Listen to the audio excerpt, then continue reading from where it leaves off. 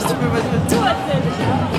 Oui, donc on est au le 56e jour de grève. C'est une journée de 24 heures parce que dans la plupart des secteurs, la grève reconductible, elle a cessé de faire, à part certains qui souhaitent continuer pour pouvoir mener des actions, pour pouvoir aller devant des lycées, dans des facultés, etc. Donc voilà, mais sinon de manière générale, on va dire de manière structurelle, la grève reconductible à la RATP, la SNCF, elle s'est arrêtée réellement la semaine dernière. Donc voilà, aujourd'hui c'est une journée de 24 heures. Le problème c'est que les confédérations syndicales elles vont rien nous proposer parce que déjà ne serait-ce qu'entre la date de vendredi qui était une date très mal annoncée, très mal préparée et qu'il faut savoir beaucoup ne font pas grève le vendredi parce qu'ils perdent le samedi dimanche. Donc déjà ça empêche beaucoup de personnes de faire grève et notamment dans l'éducation nationale où s'ils font grève vendredi ils perdent le samedi dimanche. Et aujourd'hui on est mercredi. Et mercredi dans le premier degré, c'est-à-dire les primaires et les maternelles, les écoles elles sont fermées donc ils font pas grève. Donc il n'y a pas pire date pour pouvoir essayer de saboter une mobilisation pour dire derrière que la mobilisation elle faiblit. Donc on a des confédérations syndicales qui passent leur temps à nous tirer des balles dans le pied pour faire en sorte de négocier la régression sociale. J'en profite sur la question de la conférence de financement, mais quand même, à mon ami Philippe Martinez, cher ami, lorsque tu es pour le retrait de la réforme des retraites, tu vas pas assister à une conférence de financement sur un système par points, à part de rien comprendre à la vie, mais tu vas pas aller expliquer comment on finance une réforme pour laquelle tu es pour le retrait. Donc enfin bref, ça c'est qui repasse la bande et peut-être qu'il va réussir à se rappeler de ce que j'ai dit. En tout cas, ça montre là le côté incongru et comment dire, en décalage de la réalité de la mobilisation. C'est-à-dire d'un côté on fait des stratégies de grève perlée qui sont mal montées et puis de l'autre côté on montre des signes de faiblesse au gouvernement en allant dans une conférence de financement. Ils disent souvent les gens ont besoin de souffler. On n'a pas besoin de souffler, on n'est pas fatigué, on est obligé de souffler. On est obligé de souffler parce que il y a de l'argent dans les caisses des syndicats qu'ils ne veulent pas débloquer pour faire en sorte qu'on gagne cette grève et ça c'est dommage et ça c'est regrettable. Parce que je donne un exemple, les camarades de la CGT ils revendiquent 700 000 adhérents, les camarades de Force ouvrière ils revendiquent 350 000 adhérents, à eux deux ils font 1 million d'adhérents. Si ne serait-ce que sur le mois de janvier ils disaient 10 € des cotisations par adhérent, on les donnait pour les caisses de grève, ça ferait 10 millions d'euros qui seraient débloqués sur le champ pour l'ensemble des grévistes. Et c'est pareil pour la CFDT. La CFDT, elle dit qu'elle a plus de 120 millions d'euros de caisse noire. Que la CFDT nous donne 30 millions d'euros, c'est suffisant. Il n'y aurait même pas besoin de verser un centime. Que la grève, elle ferait plier le gouvernement.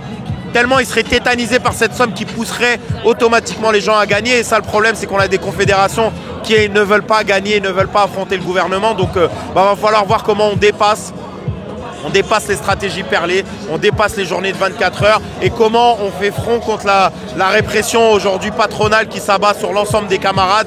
Lundi, on fait un appel. Moi, j'appelle tout le monde à se mettre en grève massivement. Il faut leur montrer que si on attaque à des camarades de Flandre, à des camarades de Vitry, on attaque l'ensemble des grévistes de ce pays-là. Il va falloir répondre coup pour coup à la violence. C'est quoi, tu peux rappeler les convocations?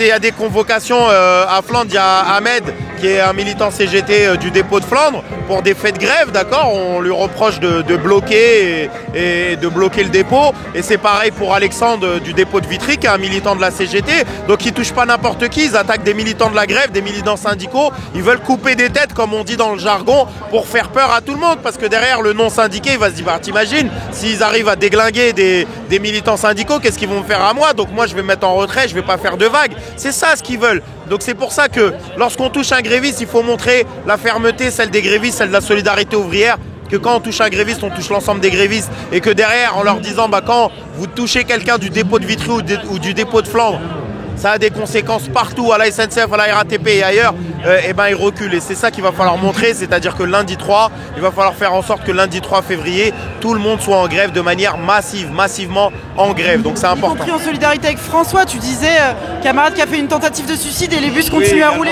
Ouais, François, il a fait une tentative de suicide dans le dépôt, il a tenté de se couper les veines, il a été hospitalisé, donc voilà, c'est quelque chose de très grave. François, il est parmi les 3 précédents accusés du même dépôt de Vitry, Yacine, François et Patrick, pour des faits de grève également. Donc voilà, ils sont dans une répression patronale et un acharnement patronale très grave. Pareil pour les fiches de paie, il n'y a même pas d'étalement, il n'y a rien du tout. Ils ponctionnent la totalité pour faire mal aux gens et faire en sorte que les gens essayent de ne pas tenir la grève.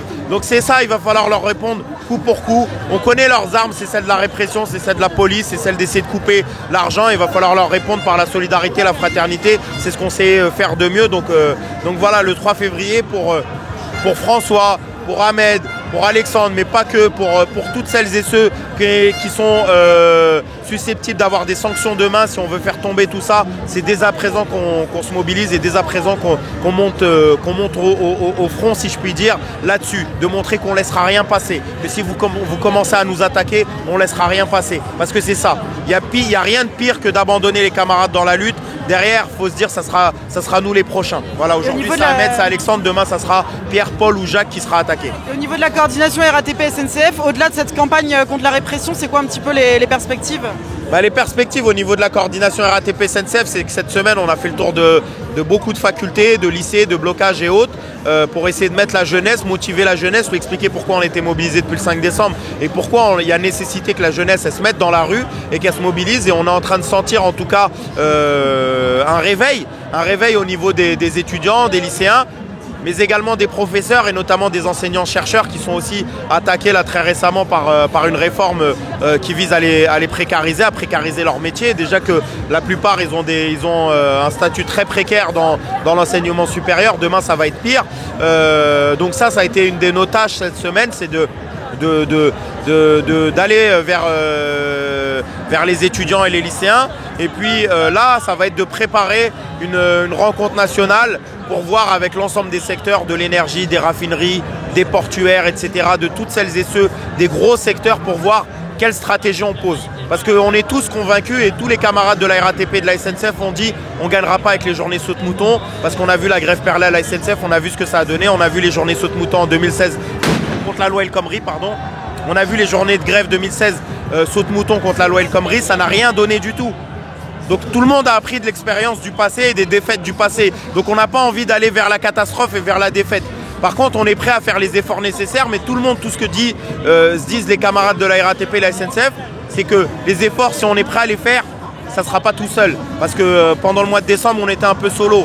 Donc il va falloir qu'il y ait les gros bastions du mouvement ouvrier, comme les portuaires, etc. Et on sait que si il n'y a plus aucun bateau qui accoste, s'il n'y a plus une goutte d'essence qui va dans les pompes, s'il n'y a plus une centrale qui tourne, si les égoutiers, pareil, ils décident de bloquer, pareil pour les tirues, partout où elles sont, de la propreté, etc. Si tout le monde se met dans la bataille, on est convaincu qu'il n'y aura pas besoin d'avoir 36 millions de jours à faire de grève et qu'en une semaine, ça pourrait être plié. Mais il va falloir qu'on définisse un plan que les confédérations syndicales veulent pas. Et c'est pour ça que la base, en coordination, il va falloir qu'on se coordonne pour pouvoir faire et décider d'un plan qui est issu de la base. C'est une grève qui vient de la base et dont le sort et l'issue gagnante ne pourra qu'être que celui décidé par la base et par personne d'autre. Ça fait 25 ans qu'on perd, 25 ans de défaite et aujourd'hui il va falloir qu'on agisse réellement et depuis en bas de nos mobilisations, de nos actions, pas que des actions isolées, mais aussi en décidant de la stratégie au niveau national d'un combat